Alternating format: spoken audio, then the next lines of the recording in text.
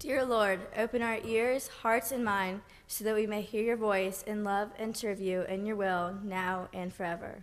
Amen. Amen.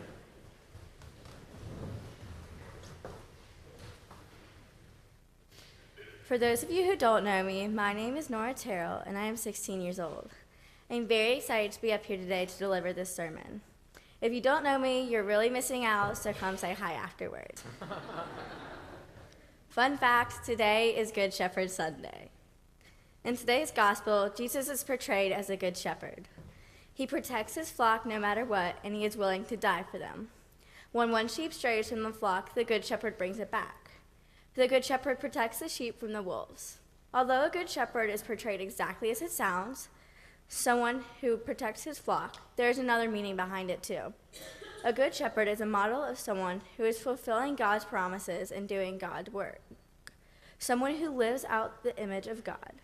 By fulfilling God's promises, the good shepherd shows God's love for us, the flock.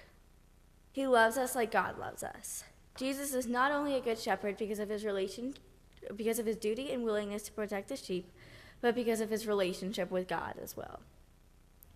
The positive image of the Good Shepherd is sharply contrasted with the negative image of the hired hand, who abandons the sheep and leaves them to the wolves.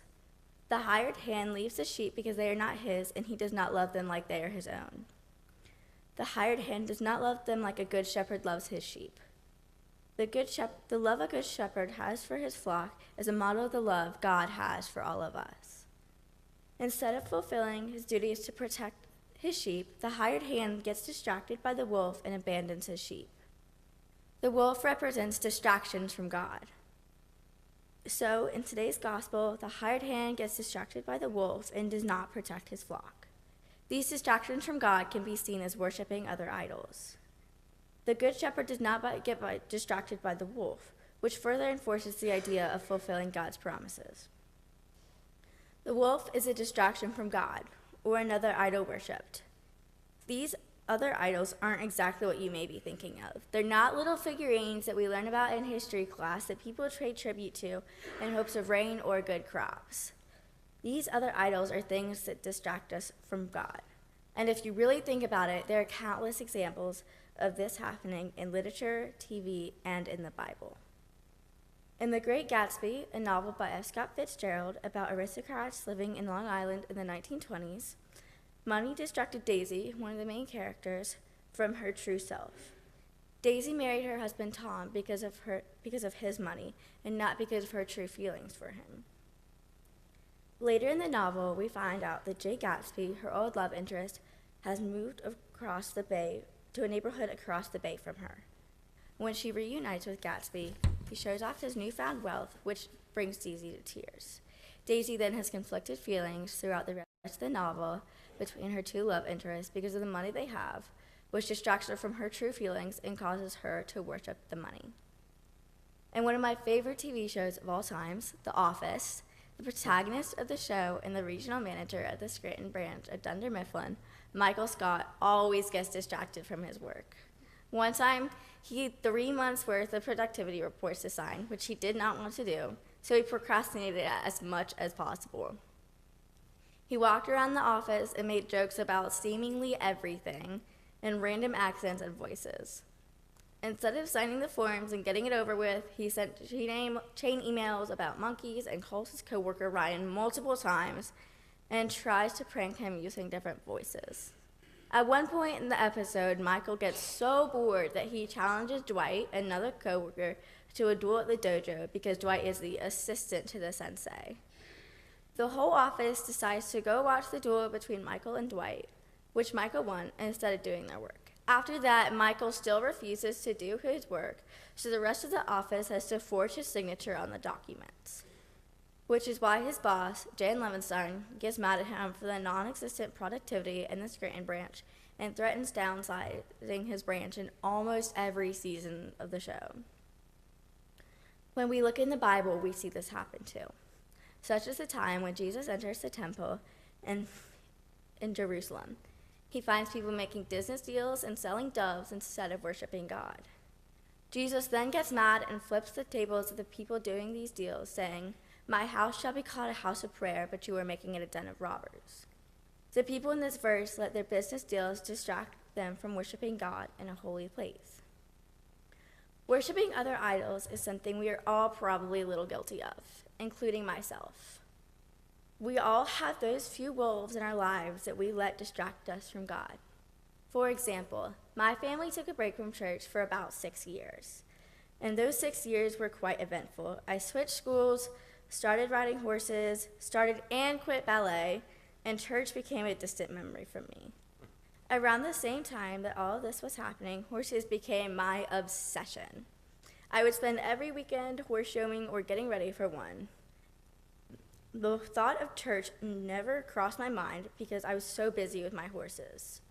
Horses were an escape from the everyday stressors of school. During that time, horses took my mind off of my not-so-nice classmates, and my relationship with God was not very strong. Horses were my wolf, and I did not have a good shepherd to show me the way. And while I still love riding horses, I am very glad to be back here today.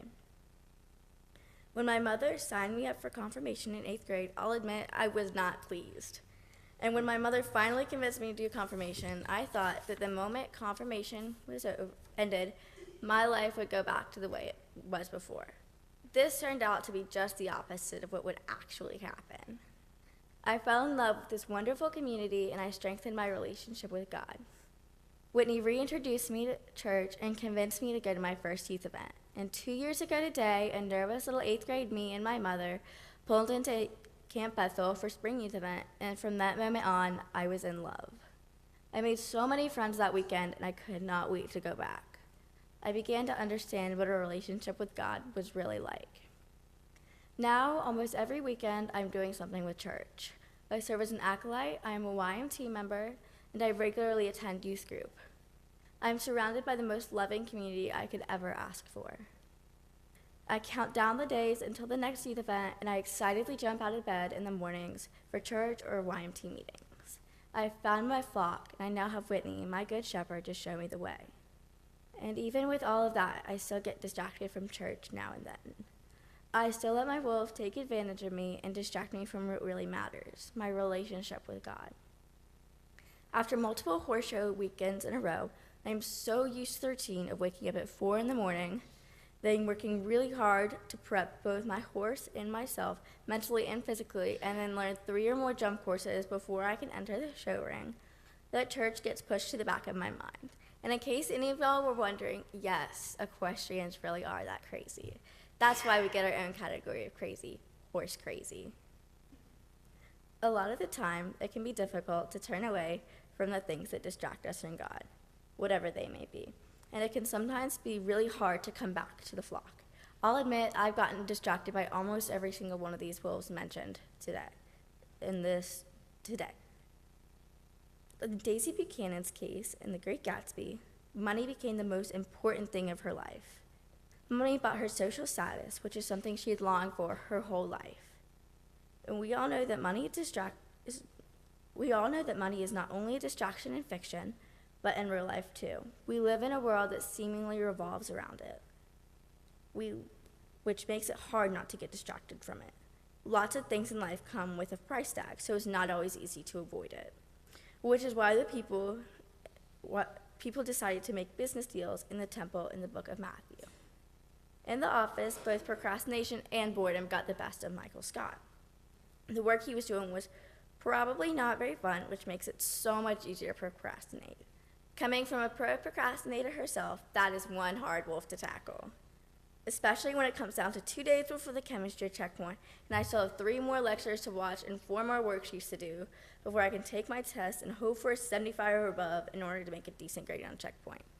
In that case, I will most likely be dancing and singing my heart out to High School Musical instead of doing actual schoolwork. For me, going back to church was not easy, and I tried to talk my mother out of it multiple times. And when I finally lost that debate, I was not pleased. I was still extremely nervous to start confirmation. I did not know much about church, and I knew no one. I was terrified of saying something unintelligent in class. And at the time, I also found it extremely difficult to sit through church services. Now that is a whole lot of wolves combined into one: fear, boredom, anger, and procrastination. but God still pulls me back in. Just like the Good Shepherd in the gospel pulls his sheep back in, even if he has to go off looking for them, which might not be the easiest thing to do. For me, a good day at church is a reminder that God is still with me. My heart gets the warm and fuzzies as soon as I walk through those big wooden doors every Sunday, or when I hear the first organ or guitar note for the opening hymn. God pulls us back in because of his love for us, his flock. And because of this love, he tends to the weak, injured, sick, and lost so that we are able to be one flock. Before I joined this flock, I was lost without a strong relationship to God. But he tended to me and pulled me back into this community. And when God pulls us back in, he pulls others into the community as well, so that we will all hear his voice. In fact, Jesus has so much love for us that he risked his life for us on his own accord. He has the power to lay down his life and take it back up again.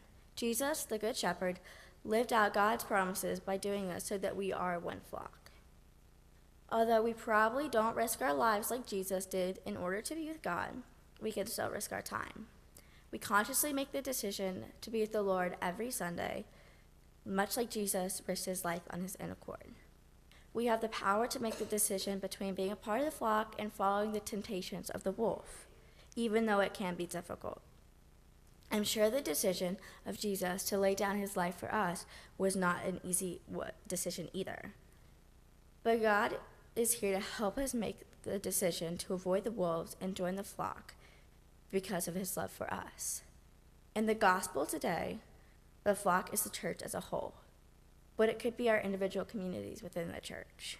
The flock could be our diocese, the youth group, the youth mission team, St. John's, or the different circles of friends we have made. I guarantee that all of us let the wolf get to us from time to time. The important thing is that we let God pull us back in and listen to his voice rather than that of the wolf, even if it isn't always easy. So, before we all go our separate ways today, I encourage you to stop and think. Take a moment to ask yourself these two questions. What is my wolf, and how does God pull me back in?